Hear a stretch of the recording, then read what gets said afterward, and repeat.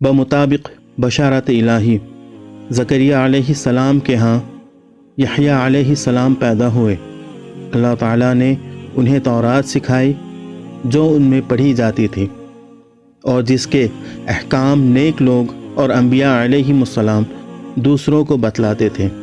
اس وقت ان کی عمر بچپن کی ہی تھی، نیکیوں کی طرف بچپن سے ہی جھک گئے اور کوشش اور خلوص کے ساتھ اللہ کی عبادت اور مخلوق کی خدمت میں لگ گئے۔ بچے آپ سے کھیلنے کو کہتے تھے، مگر یہ جواب پاتے تھے کہ ہم کھیل کے لیے پیدا نہیں کیے گئے۔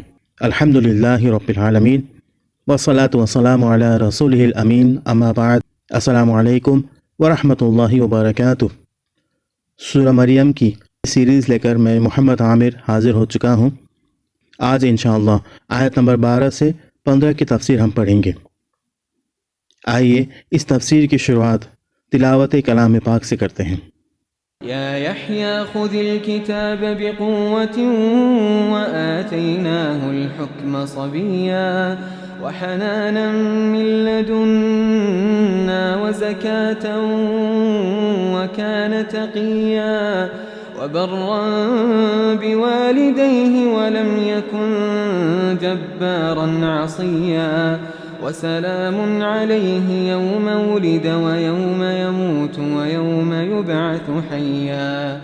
گزشتہ آیات میں ہم نے دیکھا کہ اللہ تعالیٰ کس طرح حضرت زکریا علیہ السلام کو بڑھاپے میں حضرت یحییٰ علیہ السلام کا سا فرزند سعید عطا فرمایا۔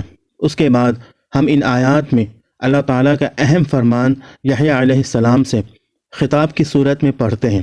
اے یحییٰ، اللہ کی کتاب کو مضبوطی سے پکڑ لو۔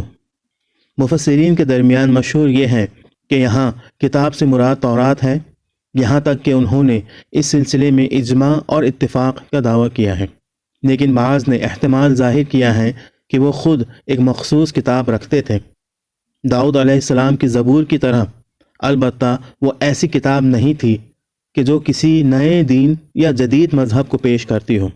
بہرحال کتاب کو مضبوطی کے ساتھ پکڑنے سے مراد یہ ہے کہ آسمانی کتاب تورات اور اس کا مطالب اور احکام کا اجرا مکمل اور قطعی صورت میں عزم راسخ اور آہنی ارادہ کے ساتھ کریں، اس ساری کتاب پر عمل کریں، اسے عام کرنے کے لیے ہر قسم کی مادی اور روحانی اور انفرادی اور اجتماعی قوت سے فائدہ اٹھائیں۔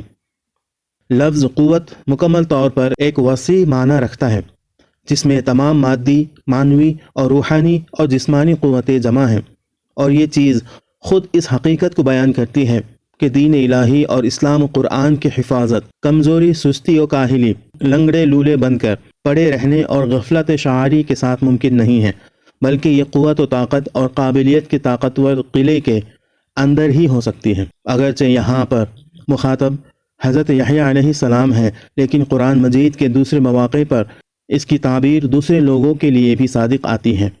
سورہ اعراف کی آیت 145 میں حضرت موسیٰ کو یہ حکم دیا جا رہا ہے کہ وہ تورات کو قوت کے ساتھ پکڑیں، اور سورہ بقرہ کی آیت نمبر 62 اور 93 میں یہی خطاب تمام بنی اسرائیل کے لیے۔ اس سے معلوم ہوتا ہے کہ یہ ایک عام حکم ہے جو سب کے لیے ہے، نہ کہ کسی خاص شخص یا اشخاص کے لیے۔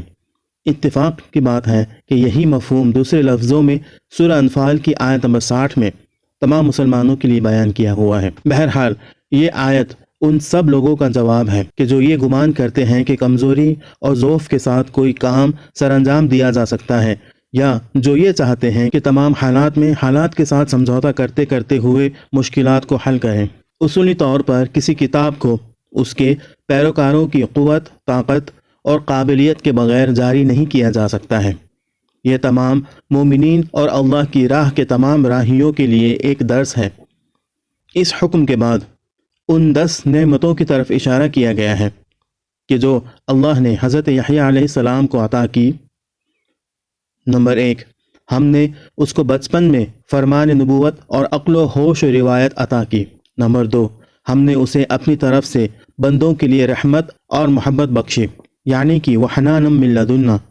حنان اصل میں رحمت، شفقت، محبت اور لوگوں کے ساتھ تعلق و میلان کے اظہار کے معنی میں ہے۔ نمبر 3، ہم نے اسے روح و جان اور عمل کی پاکیزگی عطا کی۔ لفظ الزکوٰۃ استعمال ہوا ہے۔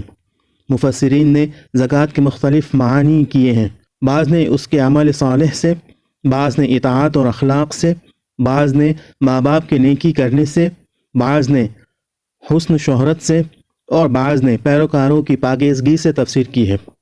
لیکن ظاہر ہے کہ لفظ زکوٰۃ ایک وسیع معنی رکھتا ہے جس میں یہ تمام پاکیزگیاں شامل ہیں۔ نمبر 4، وہ پرہیزگار تھے اور جو بات اللہ کے فرمان کے خلاف ہوتی تھی اس سے دوری اختیار کرتے تھے۔ نمبر 5، اسے ہم نے اپنے ماں باپ کے ساتھ خوش گفتار، نیکوکار اور محبت کرنے والا پایا۔ نمبر 6، وہ خلق خدا سے خود کو برتر سمجھنے والا اور ظالم و متکبر نہیں تھا۔ نمبر 7، وہ معصیت کا ارتکاب کرنے والا اور گناہ سے آلودہ نہیں تھا۔ نمبر 8، نمبر 9 اور نمبر 10، اور چونکہ وہ ان عظیم افتخارات اور عمدہ صفات کا مالک تھا، لہٰذا جس دن پیدا ہوا اس دن بھی، اور جس دن اس کو موت آئے اس دن بھی، اور جس دن وہ دوبارہ زندہ کر کے قبر سے اٹھایا جائے گا اس دن بھی اس پر ہمارا درود و سلام ہو۔